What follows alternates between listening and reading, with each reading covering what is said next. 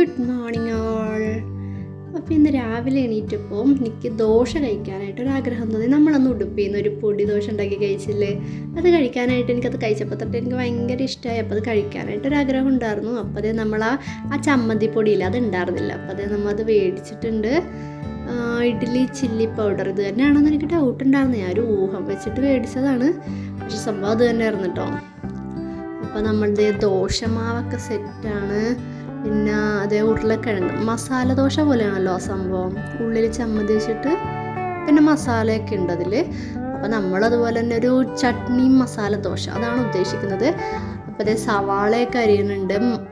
മസാലയ്ക്ക് വേണ്ടിയിട്ടുള്ള ഒരു സവാള, ഒന്നര സവാള, ഒരു സവാളയുള്ള. പിന്നെ അതൊരു 3 പച്ചമുളക് എടുത്തിട്ടുണ്ട്, അതും കുഞ്ഞിതായിട്ട് അരിയുക, ഇഷ്ടമുള്ള പോലെയൊക്കെ അരിയാം. അതും കട്ട് ചെയ്യണുണ്ട് 3 എണ്ണം, കാരണം വേറെ നമ്മൾ അധികം മുളക് പൊടിയൊന്നും ഇതിലിടുന്നില്ലല്ലോ.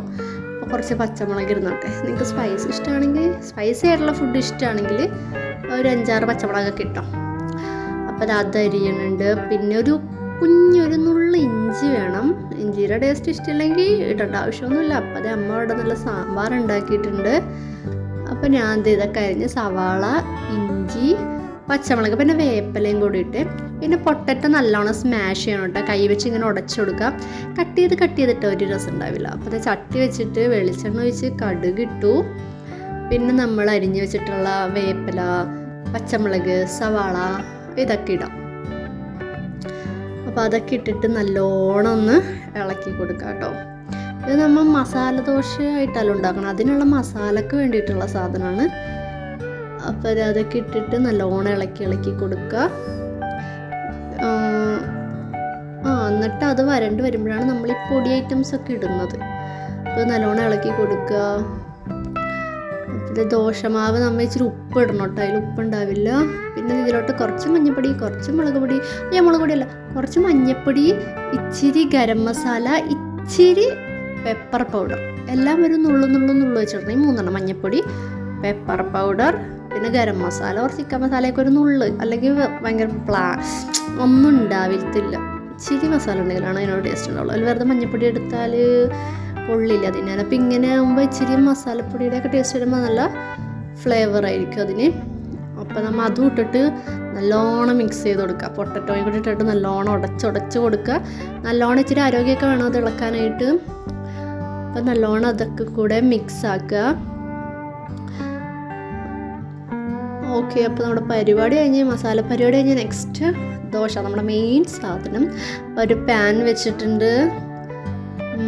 എന്നിട്ട് ഈ പൗഡർ ഇങ്ങനെ പൗഡർ പോലെയാണ് ഇരിക്കുന്നത്. നമുക്ക് ഇച്ചിരി വെളിച്ചെണ്ണ ഒഴിച്ചിട്ട് മിക്സ് ചെയ്യണം, അപ്പോഴാണ് ആ ഒരു കൺസിസ്റ്റൻസി കിട്ടുള്ളൂ. സോ ഇതൊരു സ്പൂൺ വെച്ചിട്ട് മിക്സ് ചെയ്യുക. ഇച്ചിരി വെളിച്ചെണ്ണ ഒഴിച്ചു കൊടുത്താൽ മതി കേട്ടോ. അപ്പോൾ ഞാൻ മണത്ത് നോക്കിയപ്പോഴത്തേക്കും സെയിം അതിൻ്റെ തന്നെ ടേസ്റ്റാണ്, അന്ന് കഴിച്ച ആ സാധനത്തിൻ്റെ സെയിം സാധനം തന്നെയാണ് ഞാനിപ്പോൾ കഴിച്ചിട്ടാണ് ഇരിക്കുന്നത്. ഓക്കെ, അപ്പോൾ അതങ്ങനെ എണ്ണയിൽ മിക്സ് ചെയ്തിട്ട് മാറ്റി വെക്കുക. ഇത് കണ്ടോ, ഇത് ഞാൻ കാണിച്ച പൊട്ടത്തരട്ടോ. നോൺ സ്റ്റിക്ക് പാനിൽ ഒരിക്കലും വെളിച്ചെണ്ണ ഒഴിച്ചിട്ട് നിങ്ങൾ ദോശ പരത്തരുത്, എല്ലാം കൂടെ അലവലാതെയാവും. നോക്കിക്കും, അത് എണ്ണ ഒഴിച്ചുകൊണ്ടിട്ടാട്ടോ അതിങ്ങനെ സ്ലിപ്പ് ചെയ്ത് പോണത്. ആക്ച്വലി നിങ്ങൾക്ക് അങ്ങനെ എണ്ണ ഒഴിക്കണം എന്നുണ്ടെങ്കിൽ ഡ്രൈ ആയിട്ടുള്ള പാനിൽ തന്നെ ദോശമാവ് ഒഴിച്ചിട്ട് അതിൻ്റെ പൊക്കത്ത് ജസ്റ്റ് പോർ ചെയ്ത് കൊടുക്കാനേ പാടുള്ളൂ. അപ്പോൾ അതെനിക്ക് പിന്നെ മനസ്സിലായി.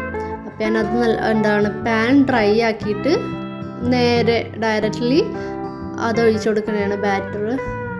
ഇത് നല്ലോണം പരത്തുക, ചട്ടി ഫുൾ മസാല ദോശയുടെ വലിപ്പത്തിൽ അങ്ങ് പരത്തുക. എനിക്കിങ്ങനെ നൈസായിട്ട് പരത്തിയാലാണ് ഇച്ചിരി ക്രിസ്പി ആയിട്ടിരിക്കുള്ളൂ, തടിയായിട്ടിരിക്കും, നല്ല രസമില്ല. അപ്പോൾ ഞാനിങ്ങനെ ചുറ്റിനും പരത്തിയിട്ട് ഇച്ചിരി ഓയിൽ പൊക്കത്ത് പോർ ചെയ്ത് കൊടുക്കുക. അപ്പോൾ സ്ലിപ്പാവത്തില്ല, അപ്പോൾ നമുക്ക് ഓയിലിൻ്റെ ടേസ്റ്റും കിട്ടും. അങ്ങനെ അത് പൊക്കിയപ്പോൾ ഇത് നോൺ സ്റ്റിക്ക് പാൻ ആയതുകൊണ്ട് ഞാൻ ഉദ്ദേശിച്ച അത്ര പോലെ മൊരിയുന്നില്ല. അപ്പോൾ നമ്മുടെ നെക്സ്റ്റ് സ്റ്റെപ്പ് എന്ന് വെച്ചാൽ ഈ ചട്നി പൗഡർ അതിൽ തേച്ച് കൊടുക്കുകയാണ്. പിന്നെ അതിലും എനിക്കൊരു അബദ്ധം പറ്റുമെന്നൊരു ഡൗട്ട്, കാരണം അത് ഡ്രൈ ആയിട്ട് തന്നെ ഇട്ട് കൊടുത്താൽ മതിയായിരുന്നു. എന്ന് വെച്ചാൽ ആ പൊടി ഇങ്ങനെ ഇട്ട് കൊടുത്തിട്ട് അതിൻ്റെ പൊക്കം ഓയിൽ ഒഴിച്ചാൽ മതിയായിരുന്നു, കാരണം ഇങ്ങനെ തേക്കാൻ പറ്റണില്ല. ഇതും തേച്ചപ്പോൾ സ്ലിപ്പായി അവിടെ ഇങ്ങനെ പറ്റി പിടിച്ച് ഇരിക്കണില്ല, അവിടെ ഇവിടെയൊക്കെ ആയിട്ട്. പിന്നെ വളരെ കഷ്ടപ്പെട്ടാണ് അത് തേച്ചത്. പിന്നെ നമ്മുടെ മസാല ഇടുക, ഒരു സൈഡിലോട്ട് വെച്ച് കൊടുക്കാം. മസാല വെച്ചിട്ടുണ്ടെങ്കിൽ ഞാൻ തിരിച്ചും കൂടി ഇടുന്നുണ്ട് കേട്ടോ. ഞാൻ ആദ്യം ഉണ്ടാക്കിയ ദോശ ഞാൻ തിരിച്ചിട്ടില്ല, ഇത് ഞാനൊന്ന് തിരിച്ചിട്ടു.